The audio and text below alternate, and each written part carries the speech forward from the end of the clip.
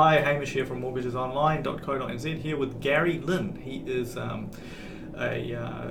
well-experienced property investor, renovator, and now he has his own property renovation company. So I've got him here really to give us some tips on what kind of stuff you should be looking at when you're looking at a rental property and doing it up, trying to get a really good quality tenant and rent, right? So Gary, you buy a property, rental property, pretty broad question, but what do you look at doing up first? Where do you spend your money to push the rent up? When it comes to renovating for rental property, obviously you want to try to maximize your rental budget, right?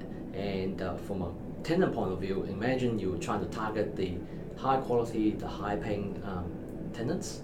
So they generally want a place that's modern, but most importantly clean. Mm-hmm. So majority of the rentals if you see on TradeMe, the ones that haven't been renovated for a while, you can see the colors of the wall are wrong. Maybe the ceiling has become moldy or dirty.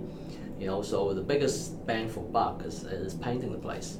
Painting the place, give it a modern color, light color, and changing the floor surfaces, maybe new carpet or strip back to timber floors if it's an older type of property, and just modernize it, give it a clean look. That's the biggest thing you can do. And if you got if your property is for example, the bathrooms and the kitchens, that tend to be the most expensive areas to renovate.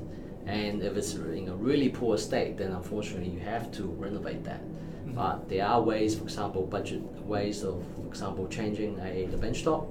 A lot of the older properties in the 50s and 60s, they got a kind of timber cabinets. They last quite well as well. You can just give it a paint, change the bench top to either Formica or engineering stone. Engineering stone is better, better handling wear and tear, or especially if your rental property is in a decent suburb as well. Yep. And also the bathrooms, change the floor, vinyl for kind of like your average rentals, or for high quality rentals, tiling. That's a good, big services. Yep. And Gary, one thing that I always think about is the money versus how much more rent you should get right now. The spend versus how much rent you should get. So let's say you're out there, you're spending 30 grand on doing up a rental before you put it out there on the rental market. Obviously you spend 30 grand, but you gain that in the valuation anyway. Yes, that's many right. times much more. Yep. But if you're just looking at it long term, you're spending 30 grand, how much more in rent do you think you would like to get if you were doing that? Well, I would at least say at least 10% to 15% increase.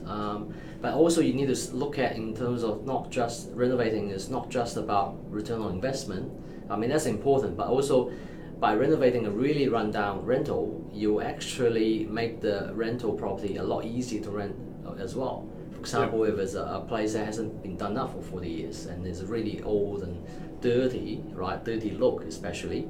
That is really difficult to attract tenants. So those type of properties will have a long vacancy time. Right. So you have to factor that in as well. Mm-hmm. So the harder to attract quality tenants as well, because you don't want someone that it's been through tribunal multiple times or have bad record, been rejected everywhere, and your property is the last resort for them, right? So by renovating, you get good rent, of course, but the main thing is actually reduce the turnover time, reduce the vacancy period, have quality tenants that stay for longer, right? And also quality tenants will have less issues, less maintenance issues, easier to deal with, pay on time.